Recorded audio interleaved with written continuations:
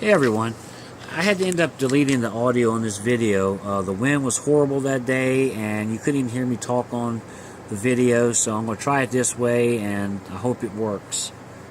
Today's video finds us out at Happy Creek Road in Front Royal, Virginia.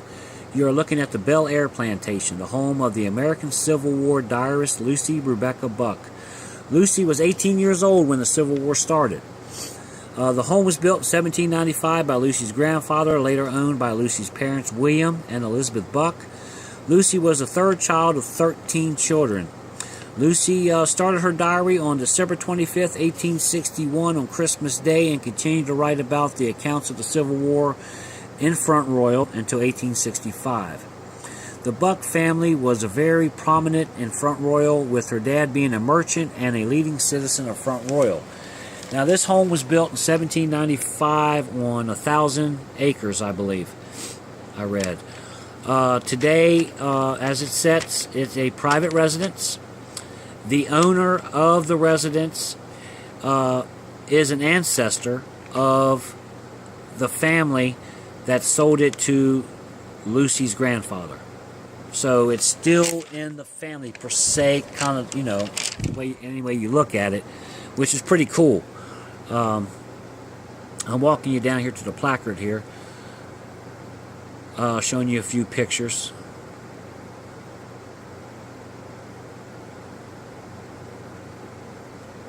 I'll have a better picture of this picture here on video, in the video.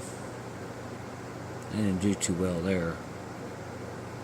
I'm showing you where a few people were sitting on the lawn and standing on the lawn in 1860, and it's pretty neat.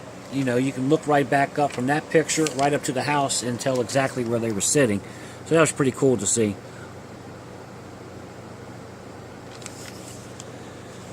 Alright, Lucy described in her diary that the domestic routines of a large household. She just didn't describe the Civil War. She talked about her daily life also, which was pretty cool to read. The daily life comprised of reading, sewing, visiting, and also tutoring her young brothers when she got home from school. She went to 2 schools in Front Royal. Lucy was very educated. Her diaries led to a few books being published. One book, The Shadows on My Heart, which I read. Great read, especially if you live in Front Royal or around Front Royal. She has a lot of accounts of what went on during the Civil War in your hometown if you live here, which is pretty cool. She had 2 brothers that fought in the war on the Confederate side, Irving and Alvin Buck. And on Christmas Day, 1861, her entry was, I quote, "I cannot but feel a little sad this morning, for the thoughts continually revert to the dear absent brothers who were wont to share our Christmas cheer and gladden the hours of this festive season for us. When I think of the unexpected changes that have occurred in the last year, I feel as if I could not count upon ever having them with us again, as of yore, with any degree of certainty." Now, that entry there was very heartfelt for a sister writing about her brothers. If you continue to read on her diary, Lucy was very boisterous about how she felt about this war and how she felt about the Northerners. She was a Confederate sympathizer to the bone. She was a great supporter of the Confederacy, and she wrote in her diary that she was very challenged to maintain everyday pattern of her life during this difficult period in time. On January 1861, the Union Army under the command of General Nathan Kimball used the Bel Air Plantation as his headquarters, and his troops were quartered in the meadows surrounding the house. So you can imagine what, I know she didn't like that.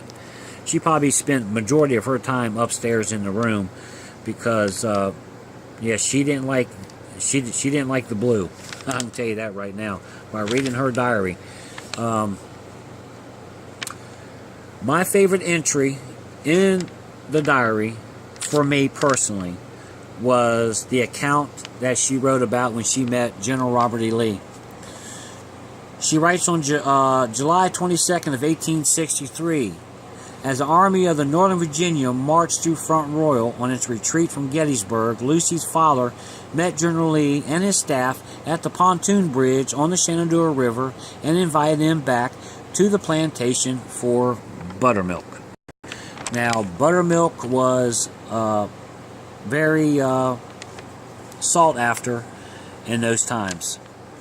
They made it a lot at their houses and stuff, and that was a big time, sitting on the porch, summer day, drinking buttermilk.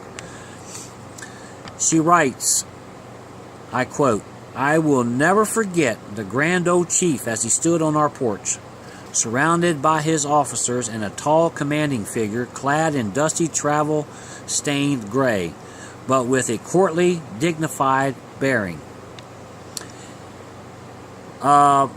It'll turn it back into focus here in just a minute. Sorry about that. But after they got done drinking the refreshments, they went back inside, and General Lee requested for Lucy and her sister to play on the piano and sing Southern songs as he stood by the piano, and that happened in the main living room of the house, which is pretty cool to read about. So after the war ended, Lucy writes to General Lee, who was then serving as president of the Washington College in Lexington, Virginia. She wrote a request to him and asked if he could send her a memento of their meeting. Well, Lee responded with a kind note, and he enclosed a uniform button that he states he wore that accompanied him in all of his Virginia campaigns. Now, this note and this button are on display at the Warren Rifles Confederate Museum that is on Chester Street in Front Royal, Virginia, which is right down the road from where I'm standing at right now.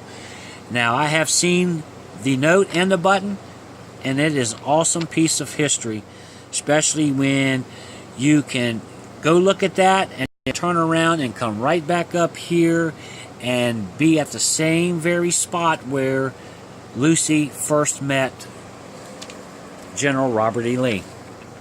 Now, in her diary, she also accounts for when she would climb out on the top of the roof just to get a breath of fresh air, she would state, and to look over the town. So I imagine she was able to see quite a bit of troop movements and stuff like that from that peak of that roof. Now, I have been on that roof. I painted that roof probably 8 years ago, I guess. And you can see quite a ways across the town of Front Royal. And back then, it wasn't as many as trees and homes and stuff. It was just a couple stores here and there in the main street. And you've been able to see a good long distance on top of that roof. Lucy's dad was a slaveholder, and during the war, it states in her diary that her mom came into her bedroom and told her, hey, look, the slaves just ran away, stole some horses, so now it's time for us to get up and do the cleaning, the cooking, and, Lucy, wasn't all for that because she wasn't used to that. She never had to do all that. She spent most of her time reading literature, sewing, going to school, going to church, coming back, tutoring her brothers. But, yeah. So what a cool place to visit. There are pictures online with Robert E. Lee that people painted that's standing in front of the split rail fence, and it used to be like a little bridge that right here to cross the creek right there. And yeah, it was pretty cool. Pretty cool place.